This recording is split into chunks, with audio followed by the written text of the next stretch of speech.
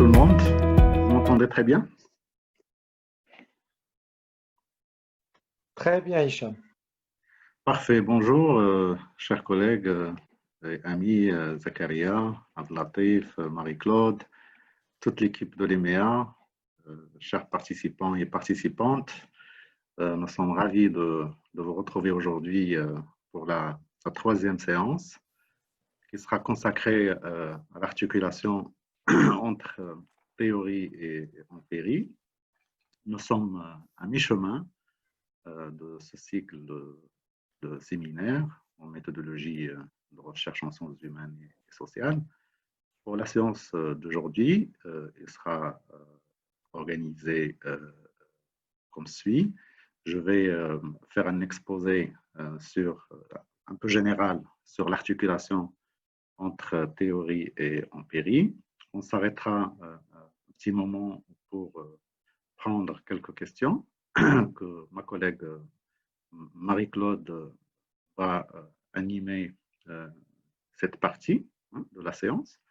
Ensuite, je reprends la parole pour reprendre l'exemple que je n'avais pas pu présenter la dernière fois sur un exemple d'une étude quantitative en sciences sociales et comment elle combine entre les différentes composantes qu'on a discutées jusqu'à présent, y compris la revue de littérature, la méthodologie, les méthodes de recherche et bien sûr le rapport de tout ce processus à la théorie, qui sera l'objet de ce premier exposé. Ok, donc juste pour m'assurer, avant de commencer, cette séance, comme d'habitude, sera enregistrée. Je ne sais pas si ma collègue Marie-Claude a annoncé l'enregistrement ou pas encore. Oui, ça y est, c'est en cours, C'est bon, l'enregistrement est ok. en cours. Parfait. Parfait. Donc, pour le plan de cette séance, sur l'articulation entre théorie et empirie, je vais commencer par rapidement par quelques préalables philosophiques, parce que l'articulation entre théorie et empirie n'est pas indépendante de traditions philosophiques de longue date. Et donc, il va falloir au moins consacrer 2-3 minutes pour cadrer ce qui va suivre d'un point de vue philosophique. Ensuite, je donnerai quelques tentatives de définition de théorie. Qu'est-ce qu'on entend par théorie en général? Ce qui était implicite et un peu explicite dans la première et la deuxième séance. Aujourd'hui, on va un peu plus dans les détails. Ensuite, quelles sont les différentes articulations entre les deux? Comment elles s'articulent? Les différentes manières de les articuler. Et je donnerai vers la fin un exemple d'une étude de Pierre Bourdieu et Jean-Claude Passeron, qui sont deux sociologues qui ont travaillé sur différents champs disciplinaires, sur l'éducation, sur l'art,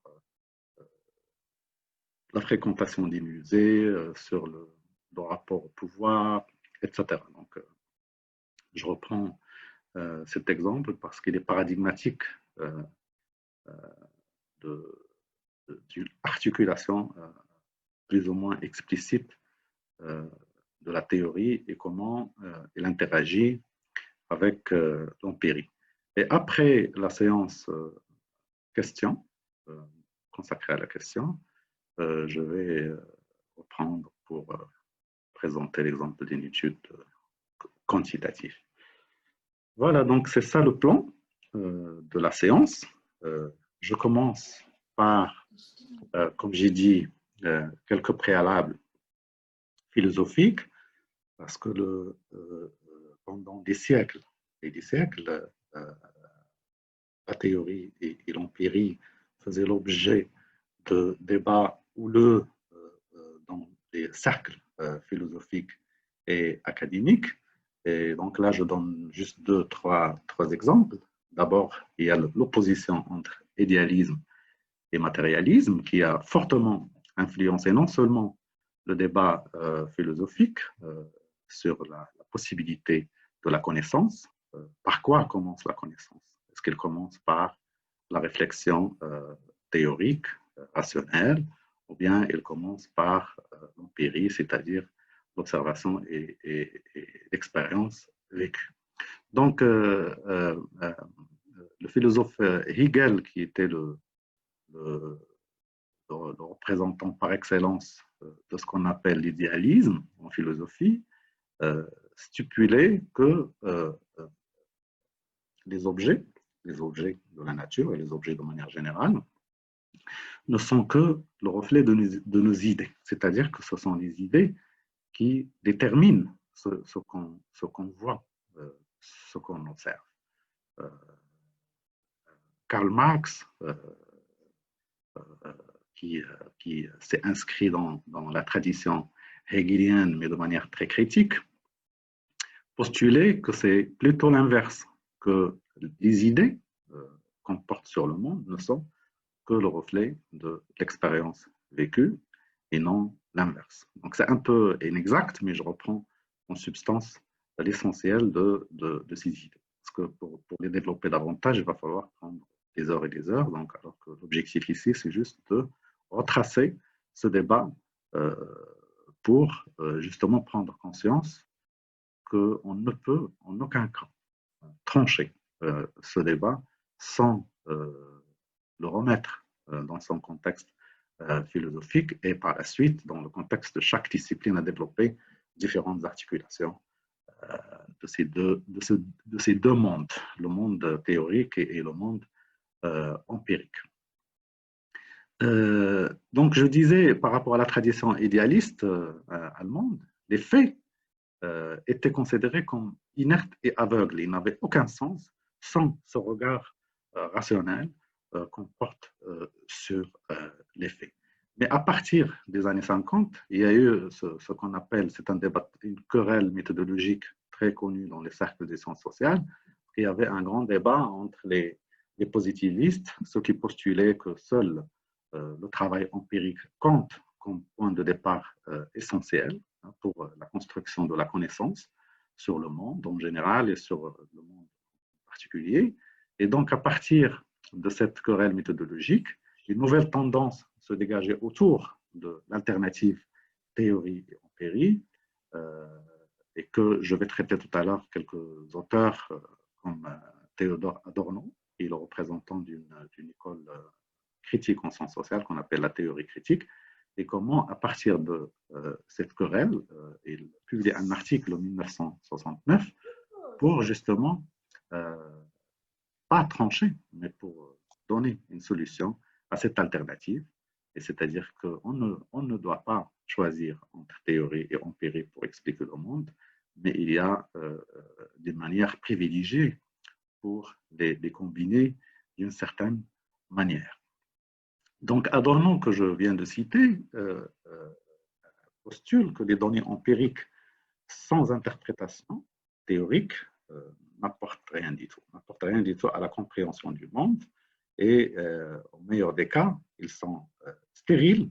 Et contrairement à ce qui est dit quand on dit les faits, où les données parlent par eux-mêmes, les faits parlent par eux-mêmes, cette tendance, cette école qui est la théorie critique et bien d'autres écoles qui se sont développées à partir des postulats de cette école, ne partagent pas le point de vue comme quoi les faits par eux-mêmes.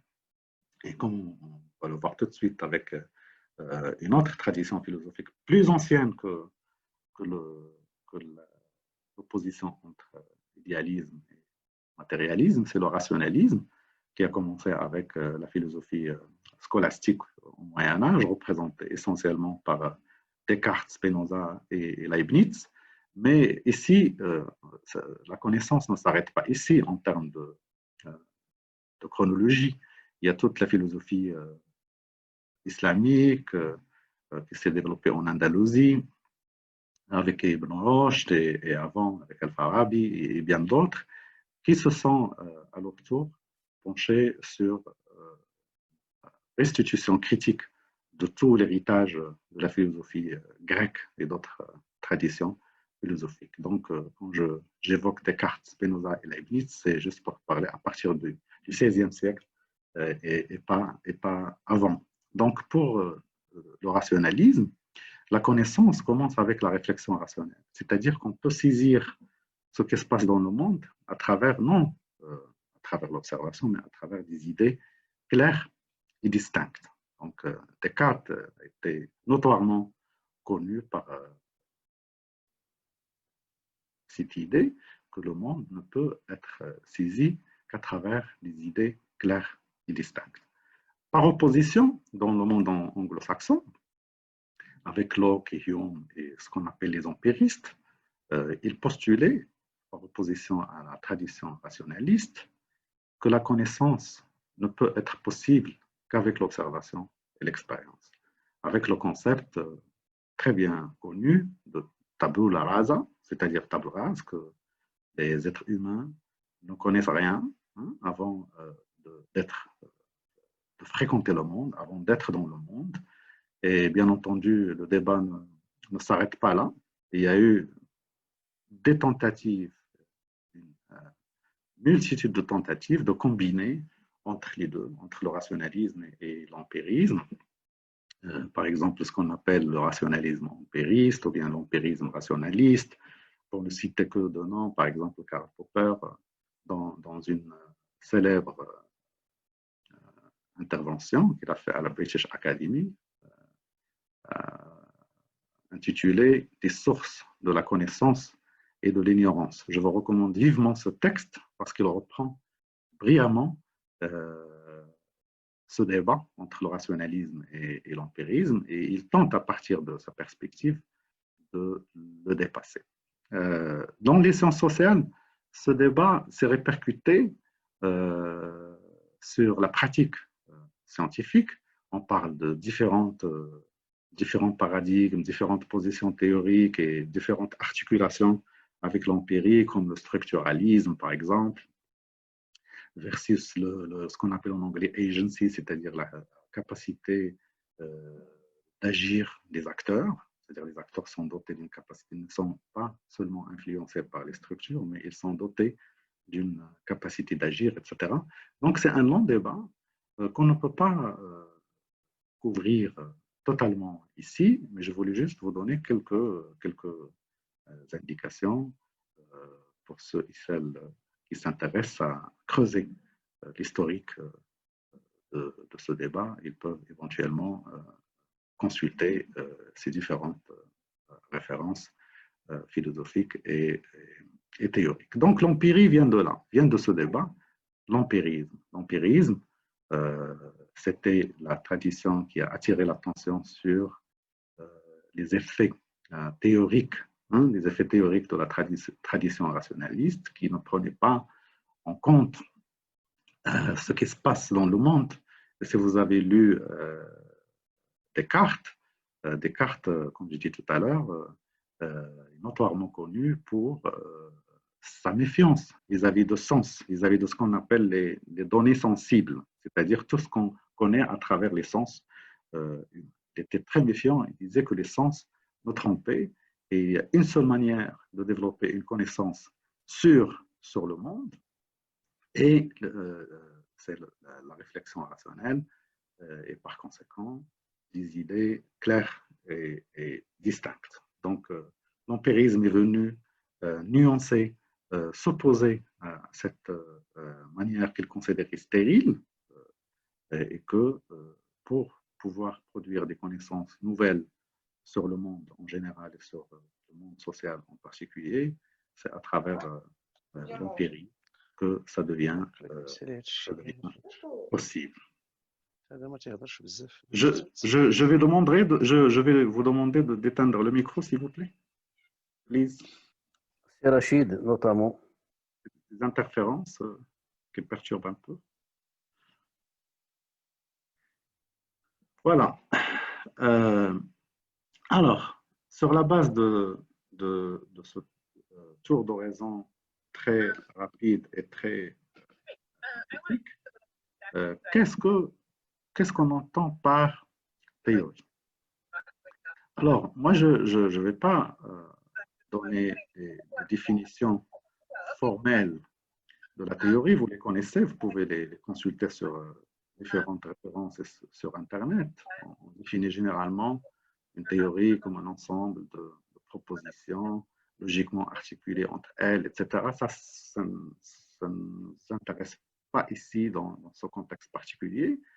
Je donnerai la définition pragmatique, c'est-à-dire à quoi sert une théorie, en quoi il peut nous aider. Il sert à décrire, expliquer et interpréter les faits qu'on ne comprend pas bien, qu'on ne comprenait pas avant encore.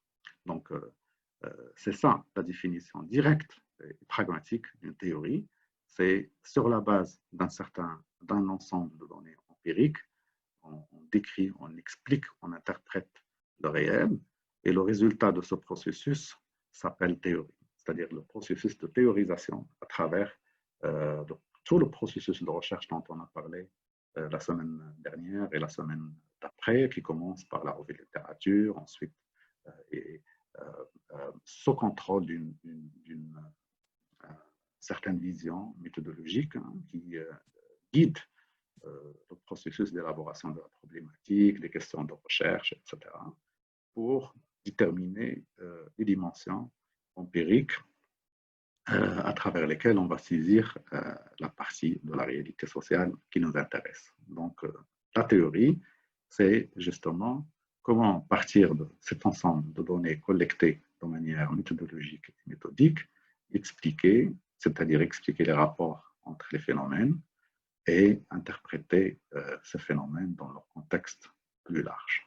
Bien entendu, il y a des définitions concurrentes de la théorie qui sont fondées sur d'autres traditions philosophiques, mais je pense qu'il y a un consensus assez large sur la fonction de la théorie. Et le meilleur moyen pour moi de définir une chose, c'est par rapport à, pas d'essayer d'identifier son essence, mais c'est de la définir à partir de sa fonction. On dit que au lieu, par exemple, de s'attarder sur ce que c'est la sociologie ou l'économie, on peut faire l'économie d'un débat interminable en mettant le doigt sur quelles sont les activités que font les sociologues, que font les économistes, que font les linguistes, etc.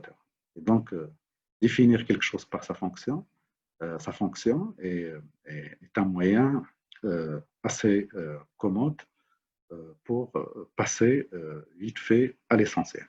Donc, les cadres théoriques, y compris les modèles analytiques que j'ai traités la semaine dernière, ils procèdent dans une certaine configuration par réduction de données aux dimensions fondamentales susceptibles d'expliquer les faits selon un minimum de facteurs.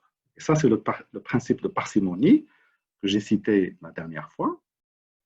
C'est-à-dire qu'un cadre analytique, sa raison d'être, c'est de pouvoir donner un sens à un ensemble de données empiriques qui n'auraient pas autrement un sens clair. C'est-à-dire on procède par réduction de données, on procède à leur classification, à leur catégorisation, dans l'espoir d'en dégager quelque chose d'intelligible, de clair, et qui décrit, explique et interprète des faits bien déterminés.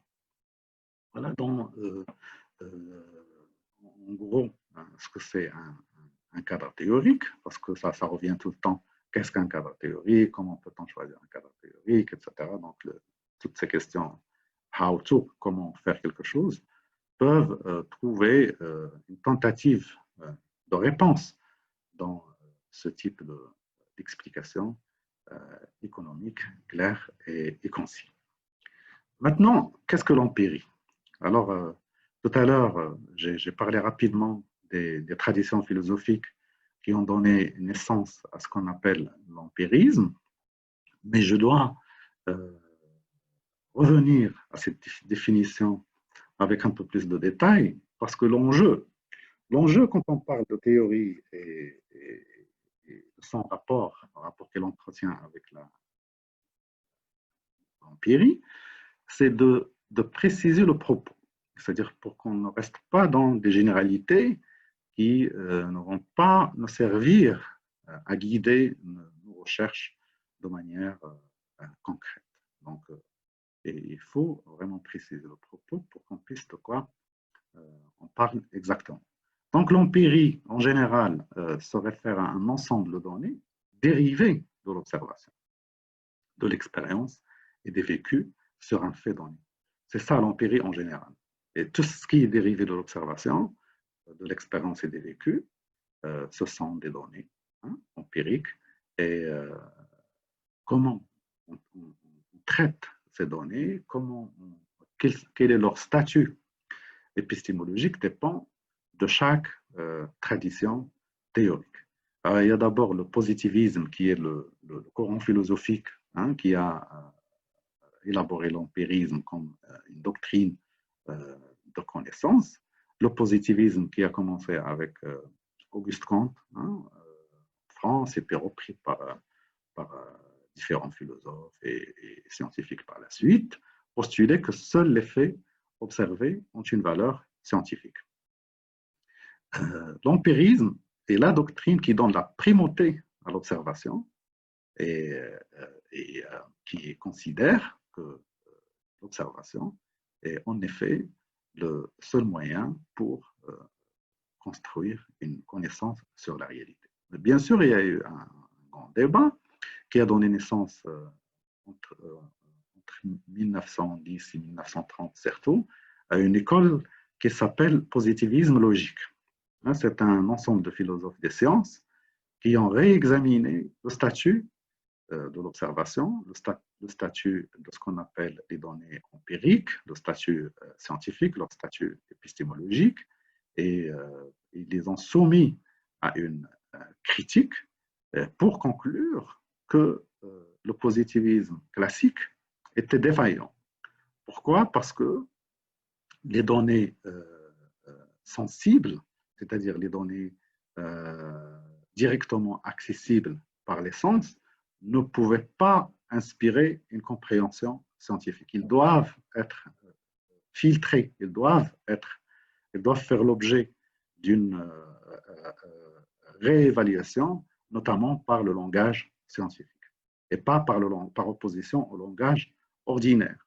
Parce que les données directement accessibles par les sens sont captées par le langage ordinaire qui, selon cette école, ne peut en aucun cas constituer une base pour une connaissance scientifique sur le monde et sur le monde social pour les chercheurs en sciences sociales. Donc, le positivisme logique a introduit une dimension logique pour construire une connaissance sur la réalité sociale. Il y a les deux niveaux, il y a les données empiriques et il y a le langage scientifique qui capte les structures logiques de la réalité et qui a donné naissance à une synthèse entre le positivisme classique et le positivisme logique, a donné naissance à ce qu'on appelle l'empirisme rationnel, qui renvoie à l'école de Vienne. Ça s'appelle l'école de Vienne ou le positivisme logique ou le cercle de Vienne, comme vous voulez. Vous pouvez faire des recherches à ce propos. Et il s'agit d'un corpus qui commence aujourd'hui à ne jouer qu'un rôle historique, mais qui a été déterminant au tournant du siècle dernier pour impulser les autres tournants, c'est-à-dire un changement dans la manière de faire la science, ou ce qu'on appelle aussi des mutations scientifiques, des mutations épistémiques, pardon, des mutations épistémiques et scientifiques. Donc, l'empirisme rationnel reconstruit les données d'observation, c'est-à-dire il ne traite pas les données sensibles. Les données sensibles, dans notre contexte, c'est ce que pensent. Ce sont les opinions, les attitudes, les motivations des acteurs qu'on implique dans nos recherches respectives. Donc, il reconstruit ces données d'observation, ces données empiriques, pour élaborer ce qu'ils appellent les données brutes. Alors, les données brutes sont différentes des données sensibles. Les données brutes sont définies selon l'observation, le principe d'observation intersubjective. C'est quoi l'observation intersubjective? C'est-à-dire, si deux chercheurs au plus observent un seul phénomène, ils devraient être en mesure d'observer la même chose. Si, par exemple, on observe les données sur la consommation des ménages, si on applique le principe d'observation intersubjective, on devrait être en mesure d'observer la même chose et non pas différentes choses. Alors que si on observe le même comportement de consommation uniquement à travers le prisme des données immédiatement sensibles, on risque d'interpréter ces données de différentes manières. Et donc, cette école a élaboré la notion de données brutes qui fait l'objet d'une élaboration beaucoup plus approfondie avec l'outil d'une méthode d'observation intersubjective qui stipule le principe de l'invariance du sujet. Alors, le sujet, c'est celui qui observe, ce sont les chercheurs, et l'invariance du sujet, c'est-à-dire qu'une définition précise d'un objet qui fait l'objet d'observation devrait être perceptible de la même manière par des chercheurs différents. Donc, là, j'arrive à l'articulation. Maintenant qu'on a précisé ce qu'on entend par empérie et théorie et comment les deux notions trouvent leurs origines et leur genèse dans différentes traditions philosophiques de longue date, maintenant on peut parler de l'articulation entre ces deux. Donc l'articulation s'opère notamment et différemment selon la démarche méthodologique choisie par le chercheur ou la chercheuse. Vous vous souvenez, la semaine dernière, on a consacré une longue séance à la méthodologie en disant que la méthodologie ne se réfère en aucun cas, ne se limite en aucun cas aux méthodes de recherche qui sont un ensemble de techniques de collecte, de codage, d'organisation et d'analyse de données, mais la méthodologie concerne le passage général de la revue de littérature comme étape fondamentale et fondatrice d'un processus de recherche, en passant par l'élaboration de la problématique et des questions de recherche sur la base de ce qu'on connaît et de ce qu'on ne connaît pas, et en finissant par l'élaboration de conclusions solides et appuyées sur les données collectées avec un regard théorique particulier. Donc, c'est l'élément déterminant dans l'articulation entre théorie et empérie et la démarche méthodologique choisie par le chercheur. Il faut qu'on tranche ce point dès maintenant. Il ne s'agit pas de spéculer sur les différentes manières d'articulation, mais c'est la démarche méthodologique qui guide ce processus d'articulation. Il y a plusieurs exemples concrets d'articulation, y compris la démarche qu'on appelle hypothéco-déductive, c'est-à-dire on transpose une théorie dans l'empirique. Autrement dit, on choisit une théorie bien établie, on déduit des hypothèses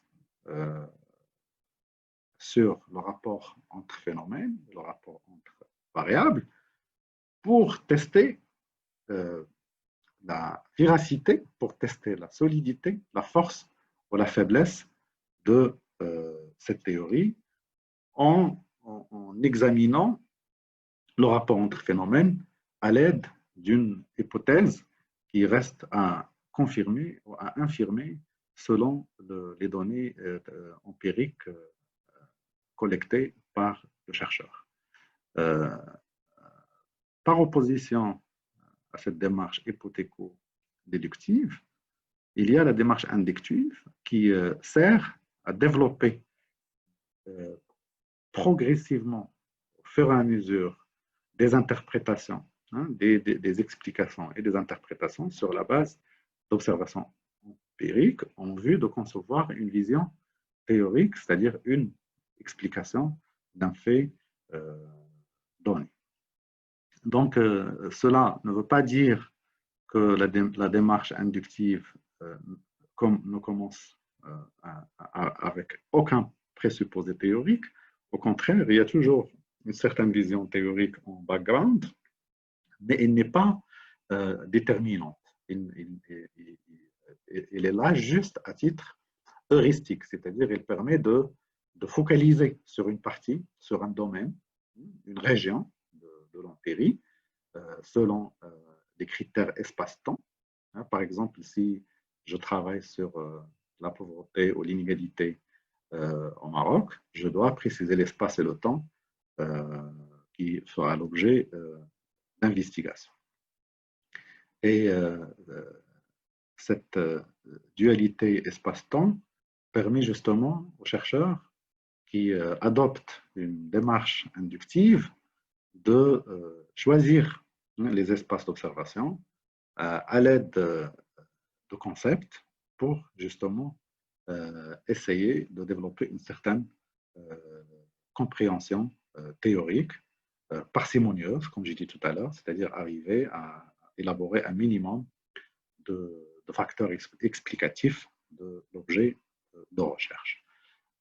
Bien entendu, la pratique scientifique est une pratique humaine et sociale, et donc différents chercheurs, selon leur appartenance disciplinaire, selon leur expérience, selon les moyens qui sont à leur disposition, selon les réseaux dans lesquels ils sont actifs, etc., ils font fonctionner cette articulation entre le monde théorique et le monde empirique de différentes manières, y compris de manière simultanée, c'est-à-dire appliquer une théorie, la transposer sur une empirie pour voir ce que ça donne, ce que ça nous permet, ce que cette théorie nous permet de voir. Et vous vous souvenez, la semaine dernière, j'avais donné l'exemple de deux théories absolument parcimonieuses qui expliquent le crime aux États-Unis dans les années 30 et 40 du siècle dernier. Et sur la base des mêmes données empiriques, ils ont élaboré des explications différentes. Et donc, ces explications différentes, ça ne veut pas dire que la théorie A est fallacieuse alors que la théorie B est vraie, mais ça veut dire que l'articulation qui est faite de la théorie et l'empirique a permis de porter un regard différent sur la même réalité. Et on peut ici se référer au philosophe des sciences français Gaston Bachelard, qui postulait que le regard qu'on porte sur l'empirique en science n'est qu'une possibilité parmi les configurations possibles de théorisation du réel. C'est-à-dire il y a bien entendu, il y a un espace fini de configuration possible, de comment on fait sens, comment on comprend, comme on dit en anglais, how to make sense, c'est-à-dire comment on comprend une certaine réalité. Il y a différentes manières de comprendre et de voir le réel. Et bien sûr, ces différentes manières sont finies. Elles sont variées, mais elles sont finies. Maintenant, je précise un peu la discussion en retournant à Adorno, à Théodore Adorno, qui propose pour la théorie une tâche essentielle. Pour lui, la théorie critique, c'est la théorie qui sert à traduire des conceptions théoriques en enquête empirique.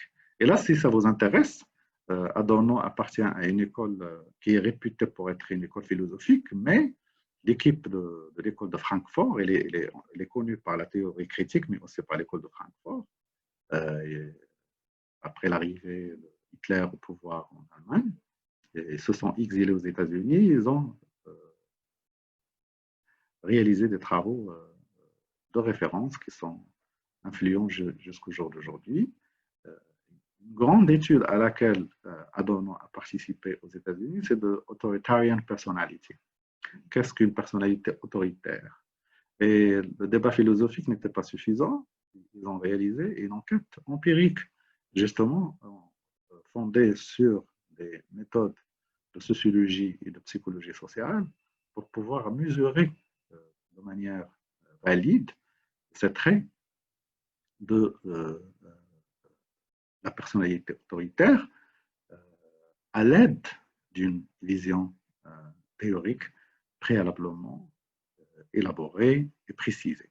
Et donc, ce n'est pas surprenant de remarquer que Adorno considère aussi bien l'importance de la théorie et l'empirie pour élaborer des connaissances scientifiques, mais il donne, en quelque sorte, on le voit en filigrane, à la théorie.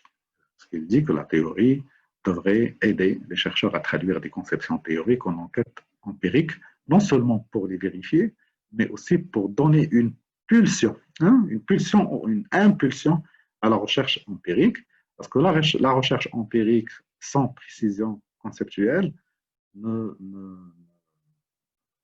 yeux d'Adorno ne mènerait à rien, et au meilleur des cas serait stérile et juste un amas de données empiriques qui n'a aucun sens. Donc, il propose d'éviter cette alternative, c'est-à-dire choisir entre la théorie et l'empirie. Il nous propose que nos enquêtes empiriques doivent être guidées par des idées théoriques. Je n'arrive pas à voir ici. Voilà, il dit qu'il faut éviter cette alternative entre théorie et empirie et éviter les deux extrêmes, c'est-à-dire une enquête trop guidée par les idées ne serait pas bonne parce qu'il laisse très peu d'espace aux données empiriques pour faire émerger quelque chose de nouveau. Et en même temps, c'est une enquête non guidée par les idées, c'est-à-dire purement empirique, n'aurait aucune contribution valable pour la connaissance, pour construire une connaissance scientifique sur le monde social.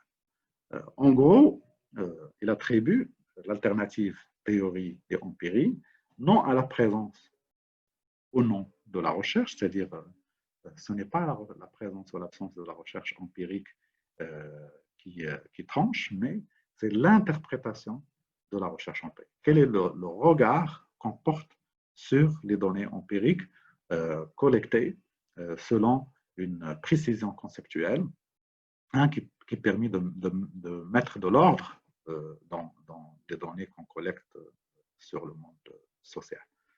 Donc, j'ai trouvé la contribution d'Adorno assez condensée et assez utile pour justement avoir un exemple d'une articulation entre théorie et empirie. Il s'agit de deux moments, toujours selon Adorno.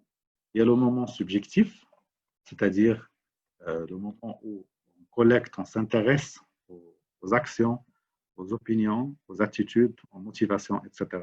des acteurs. Pour Adorno, c'est un moment fondamental, mais qui n'est pas suffisant. Il y a le moment objectif qui doit intervenir par la suite pour justement situer ces éléments dans un contexte plus large et qui leur donne une signification. Il donne plusieurs exemples dans son article que je vous donne la référence à la fin de l'exposé. Il donne l'exemple d'une étude, par exemple, qui relève de la sociologie des organisations, pour comprendre l'idéologie qui domine au sein d'une organisation. Ce n'est pas suffisant d'interroger les acteurs qui appartiennent à cette organisation, c'est-à-dire quelles sont leurs attitudes, quelles sont leurs opinions, quelles sont leurs motivations, quelles sont leurs perceptions, etc. Mais il faut également analyser cette organisation elle-même. Il doit faire l'objet d'une analyse systématique, c'est-à-dire analyser ses documents, ses publications, le mode de prise de décision, la hiérarchie. Et donc, ça doit intéresser les gens qui travaillent dans le domaine de gestion. La hiérarchie, le type de hiérarchie, etc. Et justifier très bien la nécessité d'articuler ces deux moments, le moment subjectif et le moment objectif, en disant qu'il y a eu une infinité de cas où l'organisation était tellement défaillante et dysfonctionnelle, tandis que les acteurs, c'est-à-dire les membres de cette organisation, ont continué à croire dans cette organisation. Et l'explication donnée par Adorno est que ils ne sont pas toujours conscients, de la dimension objective, c'est-à-dire les dimensions du réel qui dépassent les perceptions et dépassent les opinions des acteurs. Il y a toute la tradition sociologique critique française, Bourdieu, Jean-Claude Passeron et bien d'autres, qui se sont inscrits justement dans cette tradition en articulant théorie et empirie de la même manière, pratiquement de la même manière, bien sûr revisité à l'aide de nouveaux regards théoriques et de nouveaux concepts élaborés par ces sociologues. Mais l'ossature principale reste la même. C'est-à-dire que, comme le dit Bourdieu, dit la même chose qu'Adorno, mais autrement. C'est-à-dire que pour comprendre le monde social, on procède d'abord par l'analyse des structures mentales, c'est-à-dire comment les individus pensent et comment ils agissent. Et ensuite, on devrait procéder par l'analyse du monde objectif, des structures sociales, du monde social qui, quant à lui, détermine en quelque sorte ces manières de penser que portent les individus. Bien sûr que c'est une relation dynamique qui change dans le temps, mais c'est de cette manière que ces chercheurs ont évité, selon les propos de Bourdieu lui-même, la stérilité de cette opposition entre théorie et empirie, entre objectivisme et subjectivisme, entre structure et capacité des acteurs, capacité d'agir des acteurs, etc., que Bourdieu qualifiait de meilleure manière de saper les fondements de la connaissance en sciences sociales. Donc, cette idée d'articuler deux moments, le moment subjectif et le moment objectif, est opposée à la doctrine empiriste qui s'attache à la notion de tabula rasa, la table rase, où seule l'opinion est reine, toujours selon les propos d'Adorno, à la manière du client est roi sur le marché. C'est-à-dire que les tendances qui privilégient l'empirie au détriment de la théorie considèrent que les opinions, les attitudes, les motivations que portent, en gros, les structures mentales que portent les individus sont le seuil ultime de la connaissance. C'est-à-dire qu'on n'a pas besoin d'aller chercher quels sont les facteurs, quelles sont les structures qui sont à l'origine de ces structures mentales que portent les individus. Les sciences sociales sont donc, selon les propos d'un autre sociologue qui a beaucoup réfléchi sur la base des travaux de Bourdieu et d'autres, sur l'articulation entre théorie et empirie, les sciences sociales sont des sciences empiriques, c'est-à-dire elles sont des sciences à double niveau. Ils distinguent entre les sciences à niveau unique, c'est-à-dire les sciences qui n'ont aucun rapport avec l'empirie, à savoir les mathématiques, la logique, la physique théorique, etc. Tandis que les sciences empiriques, c'est-à-dire les sciences de la vie et de la matière, d'une part, et les sciences sociales, sciences humaines ou sociales, sont inévitablement des sciences à double niveau, dans la mesure où on ne peut en aucun cas développer une connaissance sur le monde social en se basant uniquement sur la théorie, ou pour parler comme Descartes, sur des idées claires et distinctes. Lahire a eu cette excellente formule qui justifie cette articulation en disant que la théorie construit les données empiriques. C'est-à-dire que construire, ça ne veut pas dire créer. Elle ne crée pas les données empiriques, mais elle détermine la nature de données empiriques à collecter. Tandis que ces données empiriques, ils ont un rôle fondamental, ils posent des limites à la réflexion théorique. C'est-à-dire que pour ne pas déraper entre guillemets, et se lancer dans une spéculation théorique sur le monde, les données empiriques me permettent de borner la réflexion théorique, lui poser des limites, et en même temps, ces données empiriques jouent le rôle de contrôle sur la production de connaissances scientifiques sur le monde social. C'est-à-dire qu'on ne peut tenir un discours sur le monde social sans justification empirique. Qu'est-ce qui te fait dire ce que tu dis? Hein? How do you know what you say? How do you know that? C'est la question que les anglo-saxons posent. Et à chaque fois que vous faites une assertion sur le monde, la première question qu'ils vont vous jeter à la figure, how do you know that? How do you know? Comment? Qu'est-ce qui te fait dire ça? Comment tu le sais? Et tu dois justifier et non seulement affirmer quelque chose qui n'est fondé sur aucune preuve. Hein? Pour parler autrement, on parle de l'administration de la preuve. Parce que les sciences empiriques sont des sciences qui font appel à la théorie à travers ce qu'on appelle l'administration de la preuve. Chaque argument est clairement élaboré en articulant les points de départ, c'est-à-dire, dans notre cas, les données empiriques, et comment ces données empiriques justifient ou donnent des raisons pour accepter la conclusion. Et c'est ça, ce qu'on appelle l'administration de la preuve. Aujourd'hui, on parle de ça beaucoup.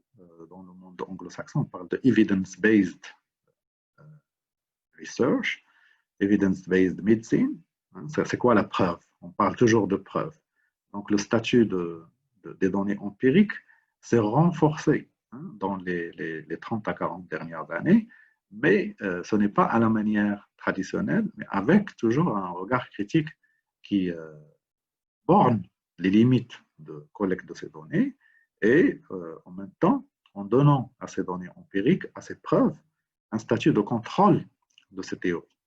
Et si vous vous référez au débat actuel sur les traitements du virus, du coronavirus, ou la maladie qu'il a causée, le Covid-19, vous allez trouver que les différentes études publiées, on ne connaît que les études qui ont fait l'objet de couverture médiatique, mais il y a eu des dizaines et des dizaines d'études publiées dans différents academic medical journals.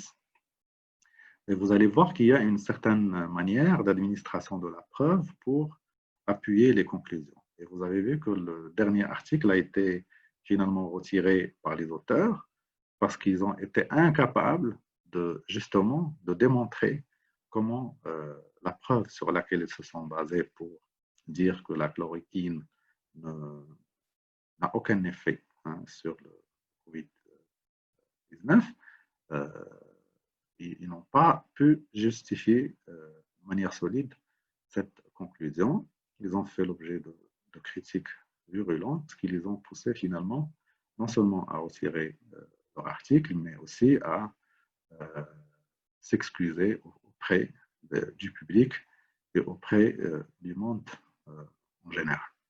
Parce que l'enjeu n'est pas mince, c'est un enjeu qui touche à la vie des gens. Et donc, la recherche peut avoir soit des implications bénéfiques pour la société, soit des implications catastrophiques. Et c'est pour ça que on parle de plus en plus de la preuve. Et ça donne en effet l'impression que l'empirie l'emporte sur la théorie, mais il n'en est rien. La théorie a toujours sa place, comme le disait Adorno, pour justement traduire les concepts théoriques en enquête empirique.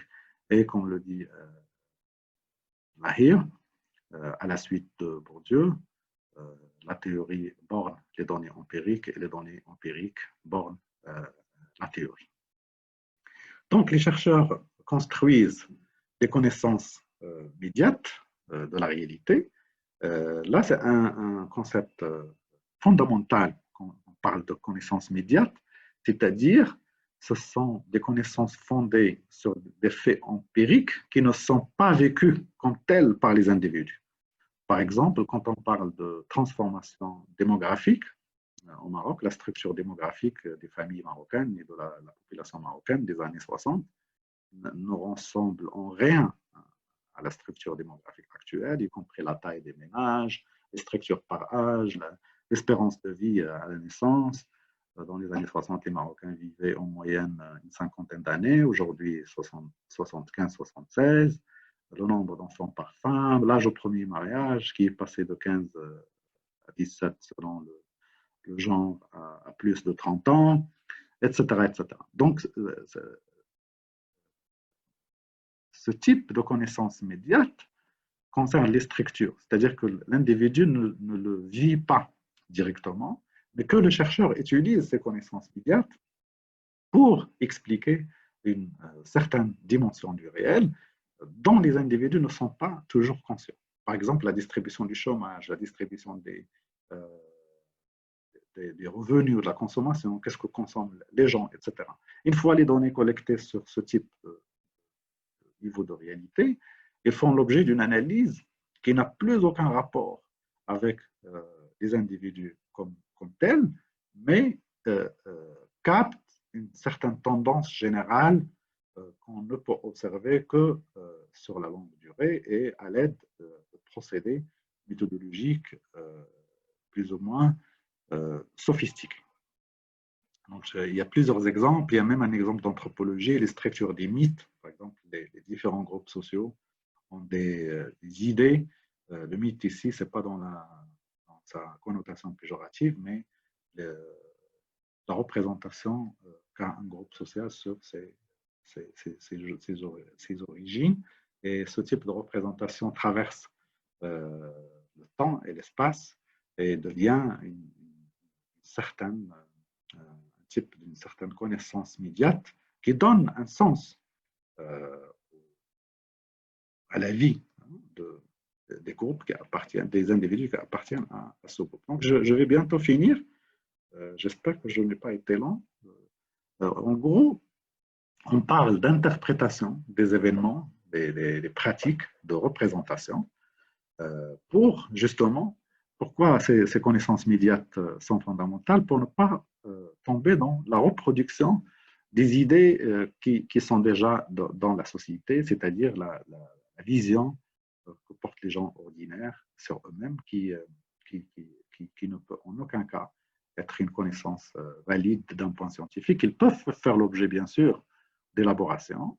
La connaissance ordinaire a de plus en plus un statut épistémique important dans les sciences sociales, mais en général, ce n'est pas le brut qui est utilisé pour comprendre le monde social, mais le brut qui est élaboré davantage pour situer certaines choses dans leur contexte. Mais l'enjeu, c'est que la connaissance ordinaire constitue le ciment d'institutions sociales et politiques, et que la recherche scientifique n'aurait aucune valeur ajoutée s'il reproduit ce qui existe déjà au sein de la société.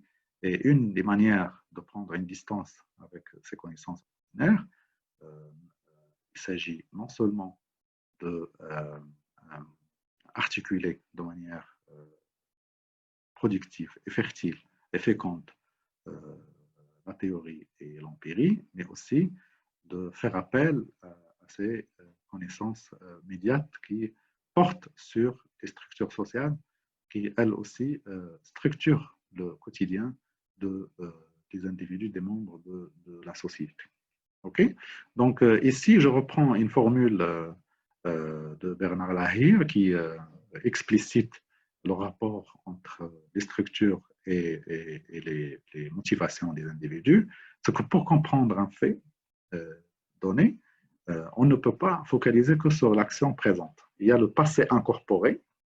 Incorporé, c'est-à-dire qu'on est tous, qu'on le veuille ou non, des êtres socialisés. On a tous été socialisés, éduqués d'une certaine manière, que ce soit au sein de nos familles, au sein de l'école, au sein d'autres institutions, qui donnent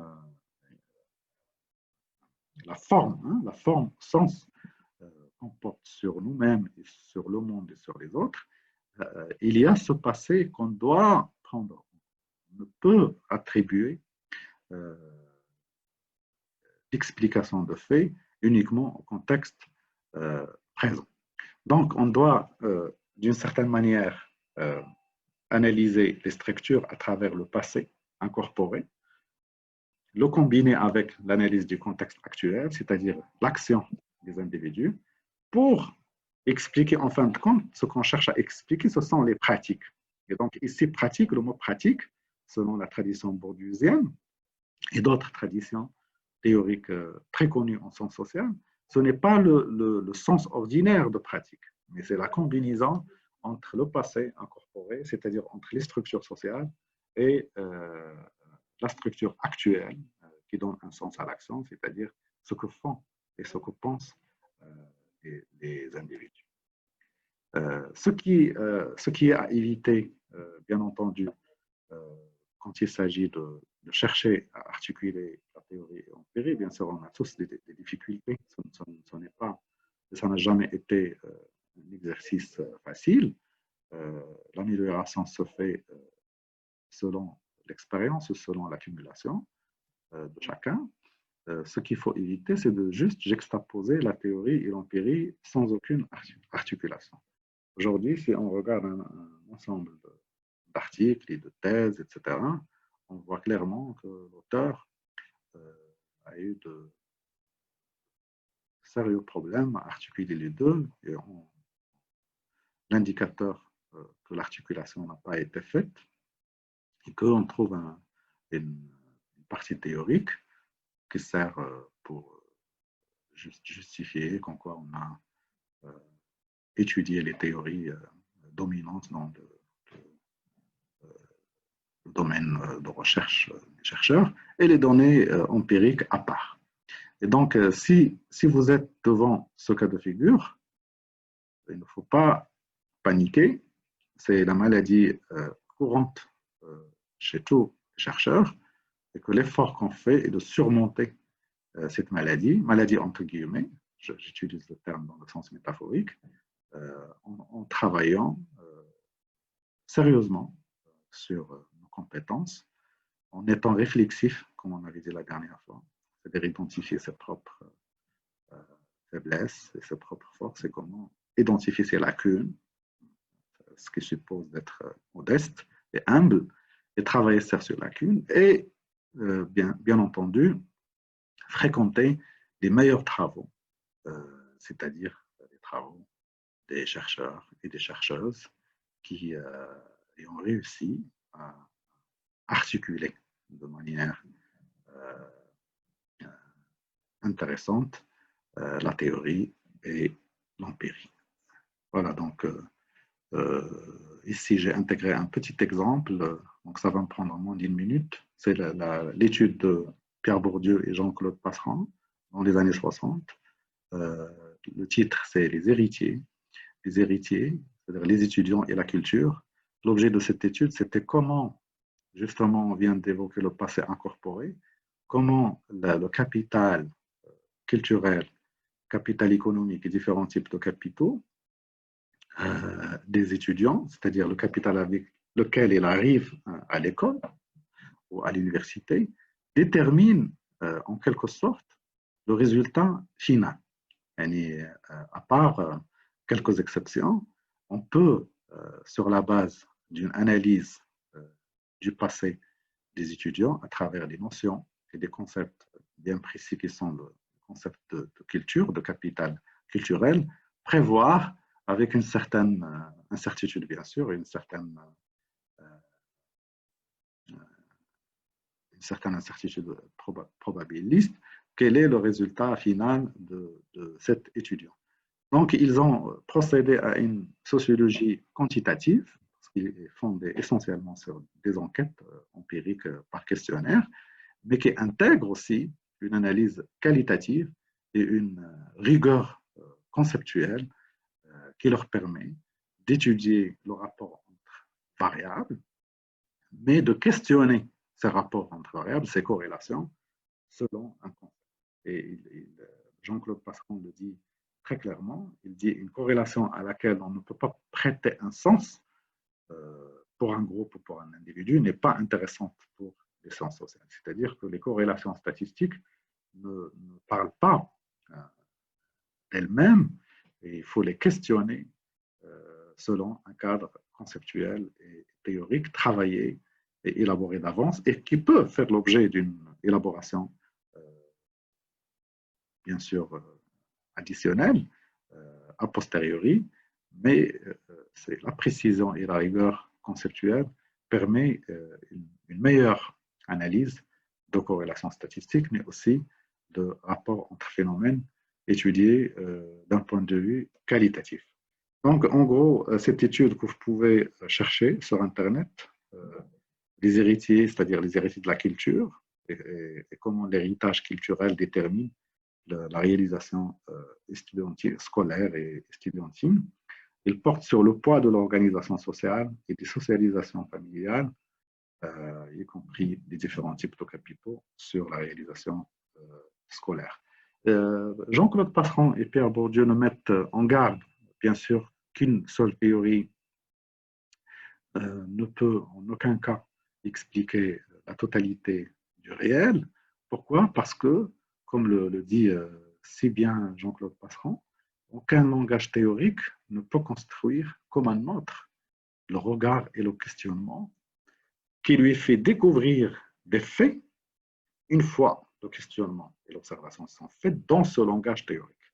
C'est-à-dire, pour le dire de manière plus simple, c'est que le langage théorique, un certain langage théorique X, peut nous faire découvrir certains faits qui n'auraient pas apparu sous un autre langage théorique. Et on a vu les deux exemples qui expliquent la criminalité la semaine dernière.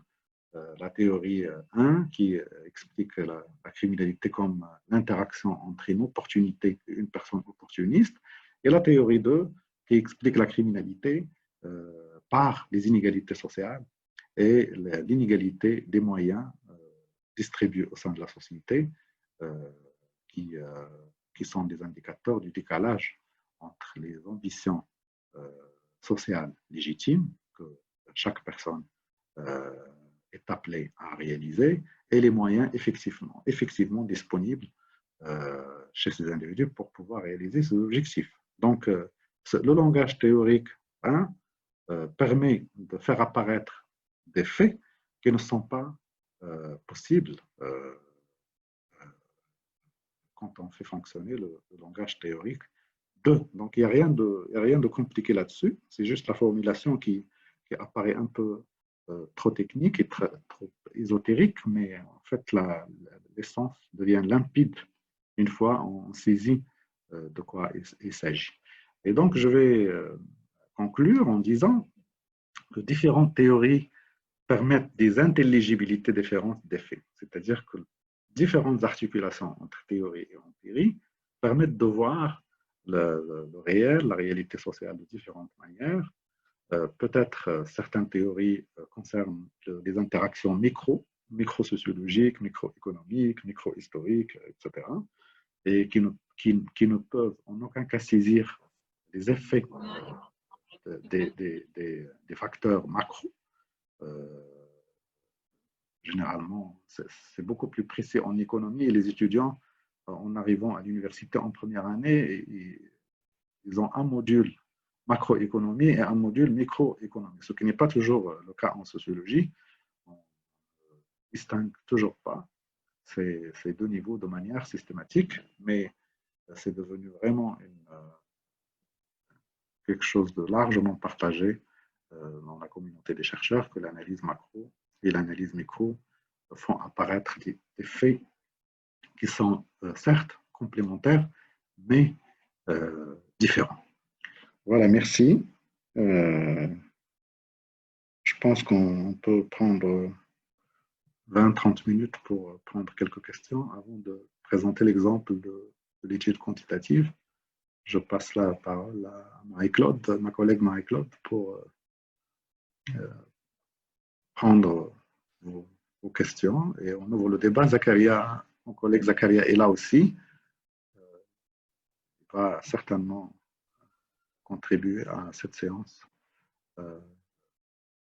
cette première séance sur l'articulation entre théorie et empirie. La semaine prochaine, Zakaria va prendre le relais pour partager avec vous autre manière d'articuler la théorie et l'empirie. Merci beaucoup. Merci Hicham pour cette présentation forte et éclairante sur cette articulation entre théorie et empirie, sur ces va-et-vient aussi. Donc, j'ai essayé de prendre en fait une dizaine de questions. J'ai écarté toutefois les questions qui sont plus spécifiques, hein, qui ne rejoindraient pas l'ensemble du groupe. Donc, vous êtes plus de 130 participants. Donc, j'ai essayé de reformuler les questions pour répondre au plus grand nombre.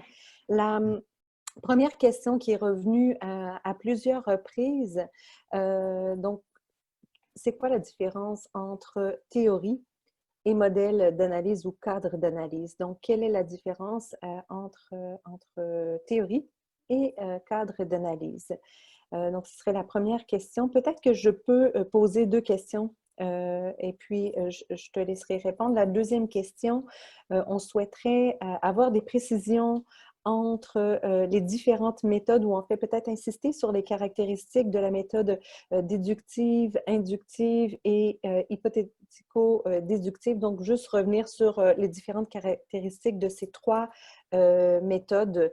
Donc, c'est une question qui est revenue à quelques reprises. Merci. Oui, merci Marie-Claude. Zakaria, tu es là? Tu es là? Tu vas... Oui, je suis Oui, là. parfait. Parfait, comme ça, tu peux intervenir également. Pour la différence entre théorie et cadre analytique, il n'y a pas de réponse directe, mais je crois qu'un cadre analytique est inspiré d'une théorie. Il est beaucoup plus précis qu'une théorie. C'est-à-dire une théorie, par exemple, qui stipule les rapports entre deux phénomènes, un cadre analytique pourrait préciser le type de variable, c'est-à-dire que c'est un niveau moins abstrait. Le cadre analytique est un niveau moins abstrait que la théorie, parce que la théorie peut faire l'objet de plusieurs applications. Alors, elle peut aussi donner lieu à plusieurs cadres analytiques selon le type de variables sélectionnées par le chercheur. Pour les différentes méthodes, je ne sais pas si participante ou le participant se réfère aux méthodes de recherche ou bien aux approches, aux démarches que j'ai évoquées au début de cet exposé, c'est-à-dire l'approche hypothéco-déductive et l'approche inductive.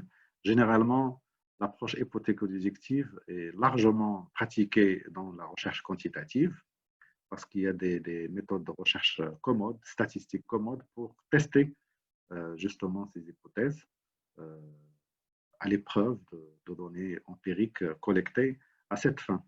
Tandis que l'approche inductive ne fait pas d'hypothèse, mais il part d'une problématique et qu'au fur et à mesure de la collecte, de l'analyse et de ce va-et-vient entre les données empiriques et la précision conceptuelle, arrive en fin de compte à une certaine vision théorique ou questionne une vision théorique précédente ou prolonge cette vision théorique existante au même titre que l'approche, la démarche hypothéco-déductive permet de se prononcer sur la force ou la faiblesse d'une théorie.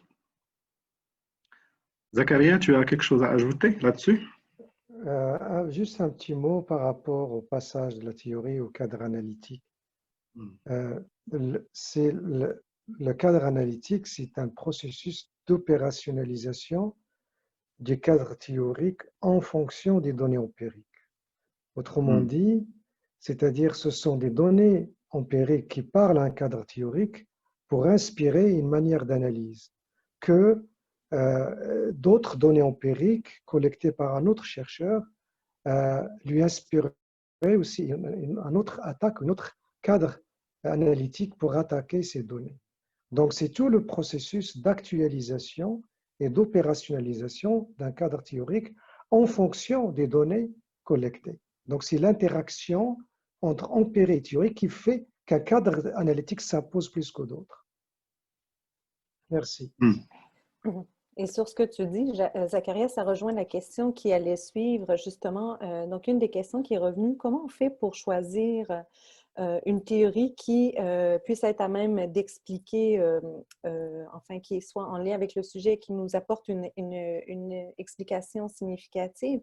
Quels critères privilégier? Et est-ce qu'on devrait choisir un seul modèle d'analyse où on pourrait justement avoir plusieurs modèles d'analyse pour peut-être interpréter différents aspects du sujet qui nous intéresse. Donc, c'était une des questions des participants.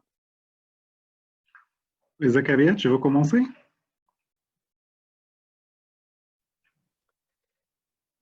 Alors, c'est une question très importante parce qu'elle pose justement, c'est le propos même de l'articulation de la théorie et l'empirie.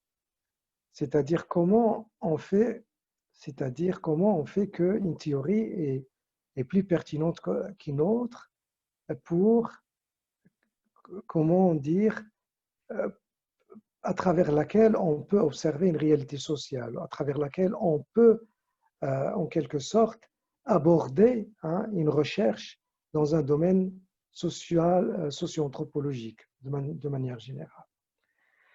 Alors là, je crois qu'il y a deux tendances. Je vais résumer schématiquement. La première, ce sont des gens qui ont des théories bien établies, qui s'inscrivent dans des théories bien établies fixes et qui ne dérogent jamais à ces cadres théoriques. Un évolutionniste, par exemple, un positiviste, par exemple, un idéaliste, un structuraliste, etc. Et à travers sa théorie, il observe toujours la réalité à travers le prisme de sa théorie. Et donc, en quelque sorte, la théorie, elle est là, c'est un a priori, et puis c'est un a priori, et le champ social observé est toujours observé à travers ce cadre théorique. Alors, il y a l'autre aspect, c'est-à-dire que c'est la réalité sociale en quelque sorte, c'est le phénomène de façon générale, le phénomène social qui impose une certaine sensibilité théorique différente. Autrement dit, la théorie n'est pas donnée a priori. Pour cela suppose une certaine ouverture théorique chez le chercheur. C'est-à-dire le chercheur n'inscrit pas de façon dogmatique ou de façon dogmatique dans un cadre théorique précis, mais il a l'ouverture d'esprit pour articuler différentes théories selon le champ, selon le phénomène observé. Il y a ce que Borman et Hamoudi appellent double articulation of theory and practices, social practices, dans le sens, c'est-à-dire que c'est l'articulation entre une théorie et une réalité sociale ou un phénomène social, anthropologique, politique, on ne sait pas, qui va imposer, qui va bousculer en quelque sorte le cadre théorique, le premier cadre théorique à travers lequel on a observé le phénomène, pour proposer des ajustements ou bien des critiques par rapport à ce cadre théorique, ou même pour proposer une autre alternative théorique. Donc, il y a les deux propositions, il y a une troisième voie qui est celle de la double articulation. Merci. Parfait, je pense que la réponse apportée par Zacharias est assez suffisante.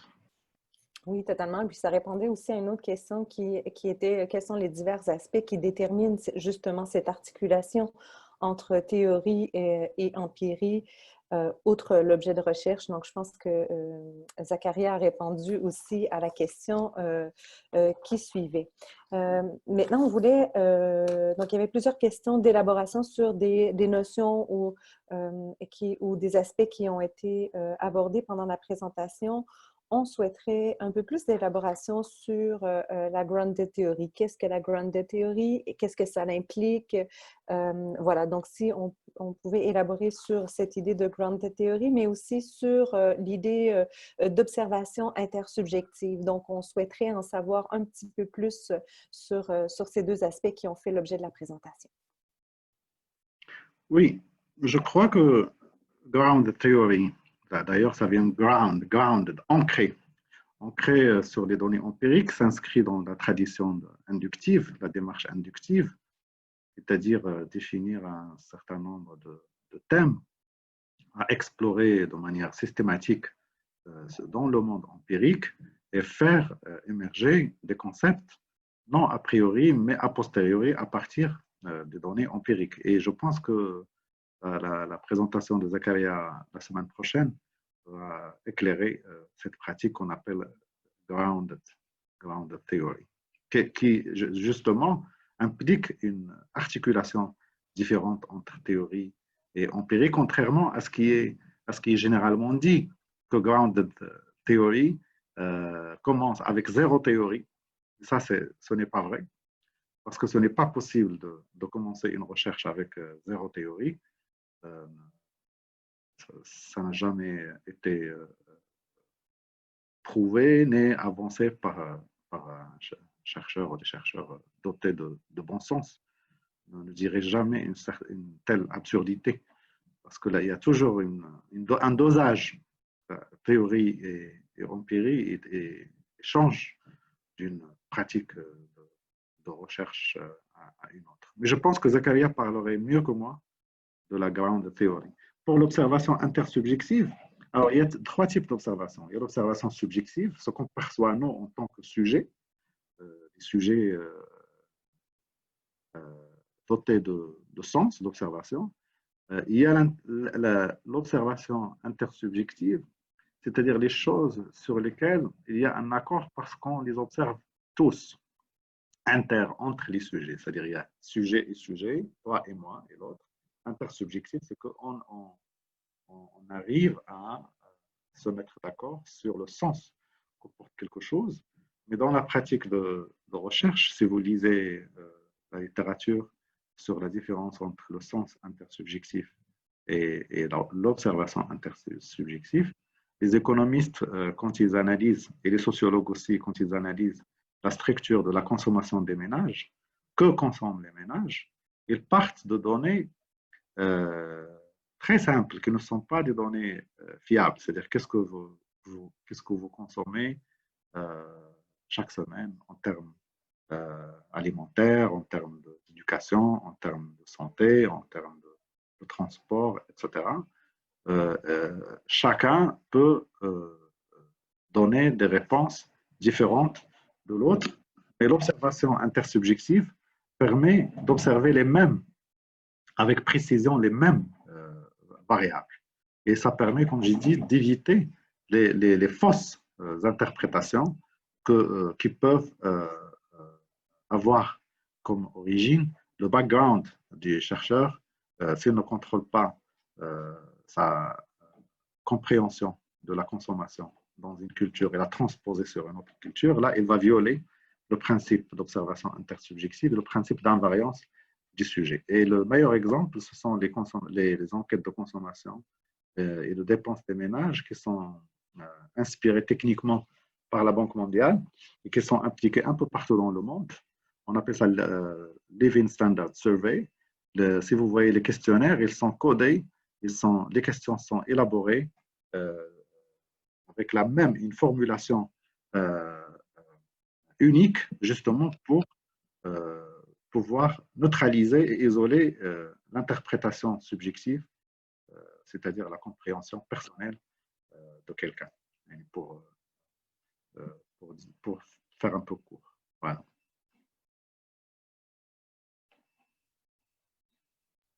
Donc, merci Hicham. Donc, je ne sais pas si Zakaria voulait ajouter quelque chose.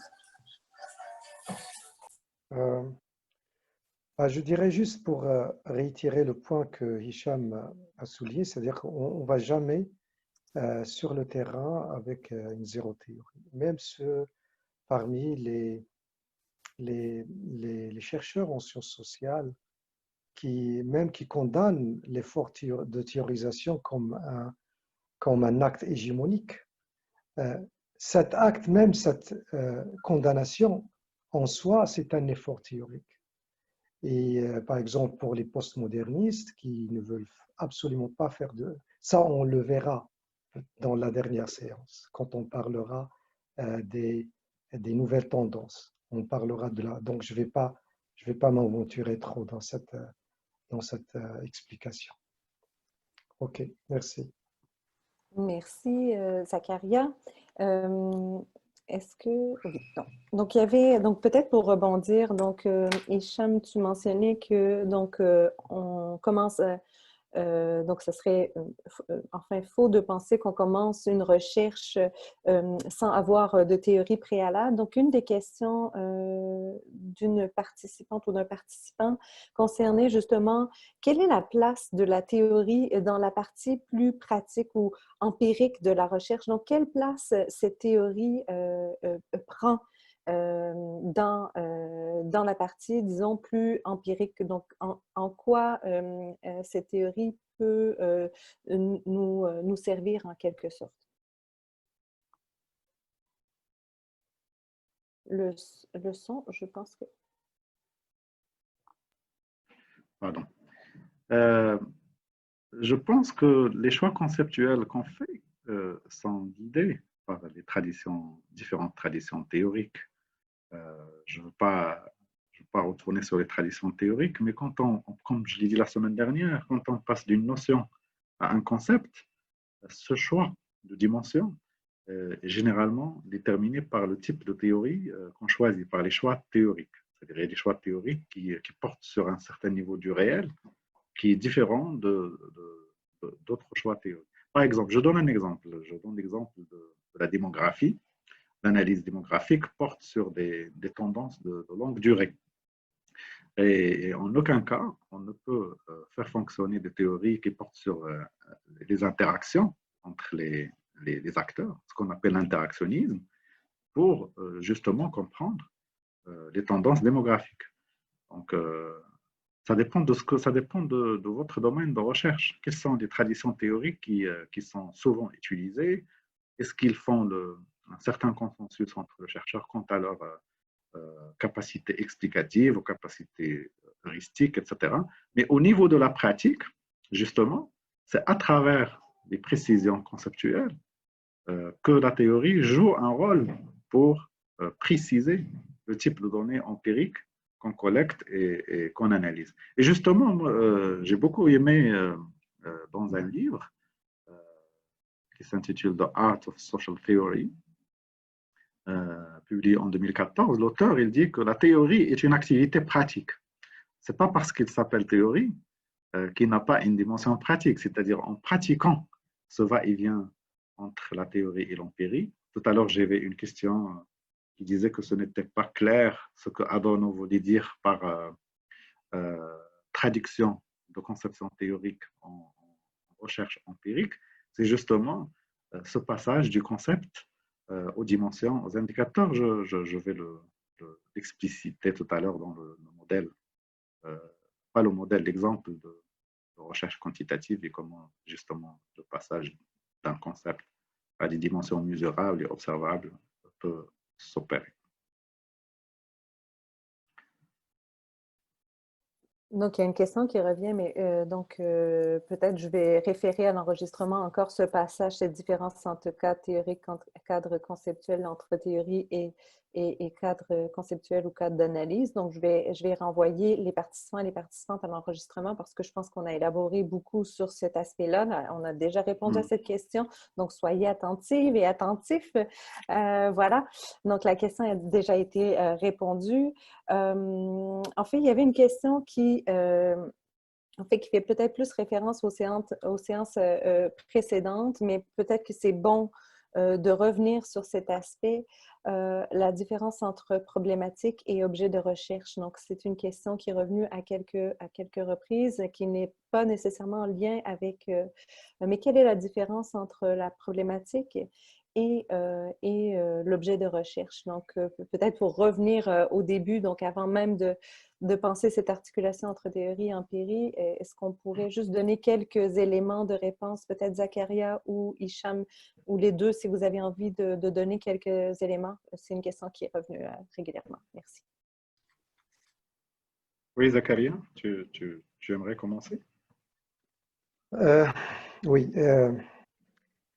Alors, je crois que la différence, c'est un process, c'est-à-dire la problématique découle, dirais-je, de façon logique de la question de recherche déjà posée.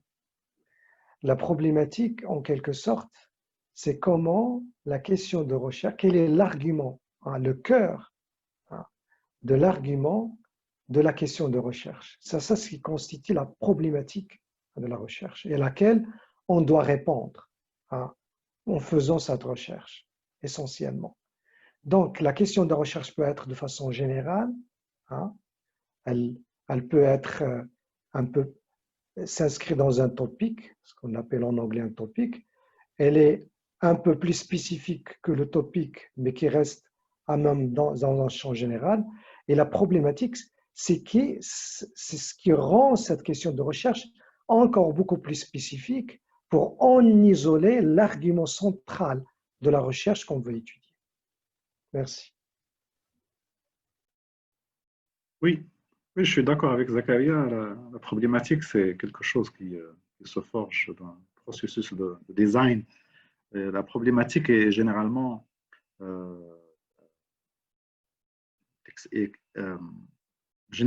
porte sur qu'est-ce qu'on veut résoudre à travers cette recherche.